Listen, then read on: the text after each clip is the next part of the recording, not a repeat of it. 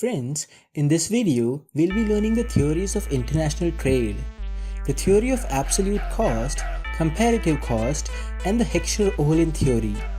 We'll study them together so that we get the differences between them. Let's ask the question, friends, why do countries trade with each other? Welcome to the Sagar Raut channel.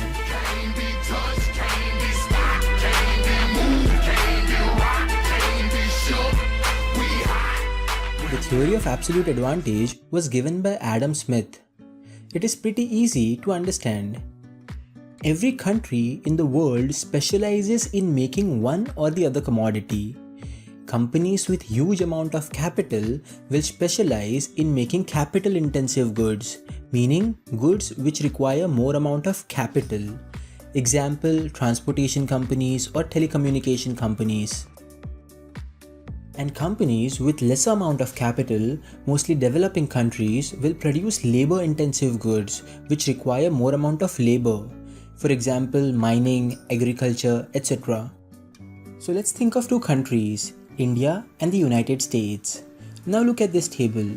You can see that India produces more of good X by using 1 day of labor than that of the United States. However, United States produces more of good Y by using 1 day of labor. You can see that India has an absolute advantage in producing good X, while US has an advantage in producing good Y. Now, as both the countries have an absolute advantage in producing one good, Adam Smith argues that trade between the two countries would prove to be beneficial.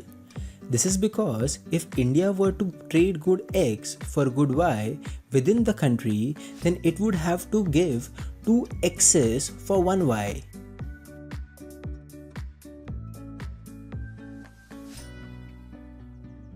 Similarly, the US would require 2 Y's for 1 X. However, if they trade X and Y with one another, then they'll get 1 X for 1 Y. Hence, it is advisable for India to specialize in good X and for the US to specialize in good Y. That's absolute advantage for y'all. However, there's a catch. Say for example, the countries have an equal difference in cost, then it won't make sense to have a trade with each other. To illustrate this, let us look at the following schedule. Here it takes 20 units of cost for India to produce good X and 10 units to produce good Y. And the US requires 10 units of cost to produce good X and 5 for Y. Now see carefully, if India trades X for Y within the country, then it will require 2 Ys for 1 X. Even the US will require 2 Ys for 1 X. But if they trade X for Y with each other, then India might ask for 4 Ys to supply 1 X, which is nowhere better than the internal exchange cost. We can see that when the difference in cost of production is equal, trade won't take place. For the trade to take place, it is very important to have absolute difference in cost. Now let's move on to the theory of comparative cost advantage. The theory of absolute advantage was taken further by Ricardo. His theory is referred to as the Ricardian theory of comparative cost. What Ricardo argued was that it is not compulsory for a country to have absolute advantage for trade to take place. Trade can exist even if there is a comparative advantage. To understand this, look at the following schedule. We have two countries and two products to deal with. Here, England takes 120 hours to produce 1 unit of wine. We call it 120 labor hours. And Portugal takes 80 labor hours to produce 1 unit of wine. Similarly, England takes 100 labor hours to produce 1 unit of cloth. And Portugal takes 90 labor hours to produce the same. First pause the video and understand the schedule. Okay?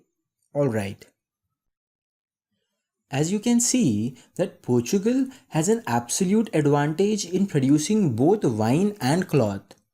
Hence, according to Adam Smith, trade should not be possible. However, let's understand Ricardo's perspective on this. We can clearly see from the table that Portugal has a more of an advantage in producing wine than in producing cloth.